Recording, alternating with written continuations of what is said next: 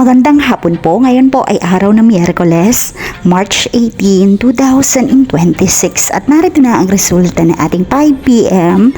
Pisas o Lotto Results today.